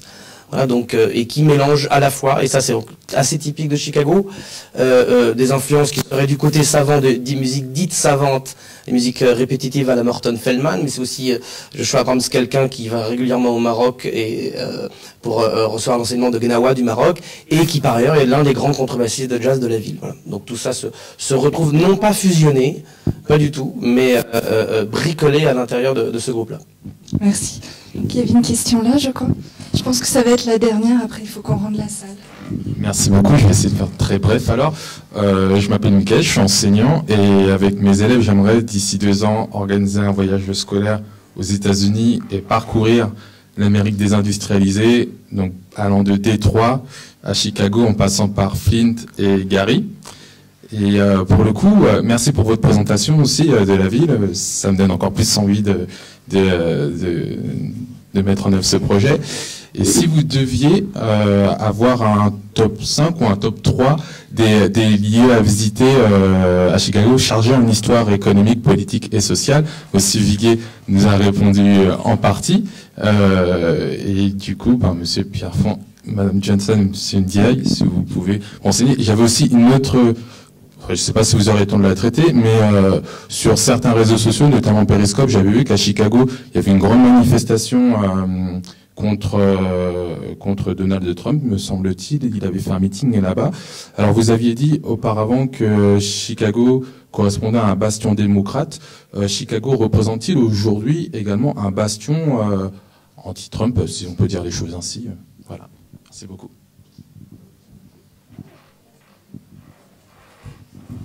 Juste en termes de lieux de banque, c'est une ancienne banque, c'est de l'époque glorieuse du South Side, donc dans l'entre-deux-guerres, et qui a été réouverte il y a 2 ans par l'artiste contemporain Siaster Gates. D'ailleurs, ça a été une opération associative avec tous les membres du quartier qui sont venus nettoyer. Et il a transformé ça en une performance d'art, et qui est aujourd'hui à la fois une salle d'archives. Donc il y a la bibliothèque personnelle de Siaster Gates qui est assez colossale, hein, qu'il a offerte à celui-là. Il y a des masterclass à longueur de semaine avec des jeunes, des vieux, des hommes, des femmes, tous les habitants du quartier et au-delà, sur tous les sujets possibles et imaginables, et des expositions d'artistes locaux ou internationaux, qui sont aussi en résidence dans les anciens bureaux de la banque qui a été totalement réaménagé par Siaster Gates, qui est quelqu'un d'assez important en ville aujourd'hui, qui est à ses côtés dans le monde de l'art contemporain aussi, hein, et qui a un discours aussi sur ce qu'il fait, qui vaut la peine d'être écouté en tout cas, et entendu, critiqué peut-être, voilà. Mais donc c'était un endroit assez sensationnel. Pour les lieux, oui, j'aurais pu citer The Bank. Moi, je citerai aussi visiter l'université de Chicago quand même, c'est un très très beau lieu, à la limite du South Side, dans le quartier de Hyde Park, sur la 59e rue. Ce sont de très beaux bâtiments qui en plus ont une histoire. C'est une très grande université, très, très accueillante aussi pour les visiteurs. Moi j'aime bien aussi je ne sais pas ce que vous en pensez, la visite architecturale en passant par la rivière. Et on peut, en prenant la rivière et puis en montant un peu la branche nord, on a une très belle perspective sur les gratte-ciel. Il y a des visites qui sont commentées sinon des architectes, en tout cas de très bons connaisseurs de la ville. C'est un moyen un peu de voir toutes ces générations de buildings, de gratte-ciel, depuis les plus anciens. On passe près du gratte-ciel de Chicago Tribune avec ses arcs-boutants gothiques imités de la cathédrale de Rouen. Il y a un petit morceau de la cathédrale de Rouen à l'intérieur, c'est absolument incroyable. Et puis, évidemment, tous les gratte-ciel, disons, des générations plus récentes. Donc, dans mon panthéon, rapide, ce serait ça. Pardon, il y avait une autre question qui était sur... Ah oui, oui, ville massivement démocrate qui s'est mobilisée contre Trump. Les gens ont expliqué à Trump qu'il n'était pas en territoire ami en venant à Chicago. Mais ce qui était intéressant, c'était de voir ce qui s'est passé aussi du côté des démocrates, puisqu'il y a eu les primaires démocrates avec une bataille entre Sanders et Clinton, bien sûr. Mais ce qui a un peu coulé Hillary Clinton à Chicago, c'est qu'elle est soutenue par Rahm Emanuel. C'est l'un de ses principaux soutiens. Et donc il y a une énorme campagne à Chicago pour dire on ne peut pas voter pour Hillary Clinton puisqu'elle est soutenue par Rahm Emanuel. Et donc la ville de Chicago a voté pour Sanders et pas pour Hillary Clinton, alors qu'a priori, on pouvait quand même penser que c'était une ville qui allait voter pour Clinton. Est-ce que vous avez d'autres lieux à conseiller à Chicago ? Non, je pense que là, effectivement, il y a des highlights comme ça. Je ne sais pas combien de temps vous restez, mais n'oubliez pas aussi que c'est un territoire. Chicago est un territoire, c'est-à-dire qu'il y a la ville, mais son territoire est très, très vaste. N'oubliez pas que c'est une ville de lac. C'est-à-dire que le lac est une mer à Chicago, on ne voit pas l'autre côté, hein, donc c'est immense. N'oubliez pas aussi que les différents lacs viennent d'être rendus navigables depuis le Saint-Laurent récemment, au détriment de Montréal d'ailleurs, qui pleure à ce sujet, puisque les bateaux ne s'arrêtent plus, ils continuent dans les lacs, mais on peut donc descendre maintenant en descendant le Saint-Laurent jusque dans les lacs, très profondément. Donc c'est une très belle balade aussi pour découvrir l'Amérique, que de passer par les voies d'eau, et non pas par la route cette fois. Et ça permet effectivement de découvrir aussi la ville de Détroit, dont on a parlé tout à l'heure, qui est en train d'essayer de sursauter, de se retrouver un nouveau destin après cette tragique descente aux enfers, là. Et donc, et que de l'autre côté, juste tout près, il y a le Canada, donc qu'il y a ces immenses territoires, on est au bout d'un certain monde, puisqu'on va trouver vous avez de l'autre côté de cette limite entre le Canada et les États-Unis, on trouve un territoire d'une immensité absolue dans lequel il y a seulement 20 millions de personnes qui habitent, donc c'est presque fascinant. Voilà, on trouve ces territoires qui sont dans laquelle la dimension de la nature est d'une puissance inouïe, quoi. Donc mettez la nature dans votre voyage, quoi. Voilà. Je vous remercie d'avoir été présent aujourd'hui. Vous également. J'espère que ce tableau qu'on a brossé de Chicago rapidement vous a intéressé. Merci beaucoup.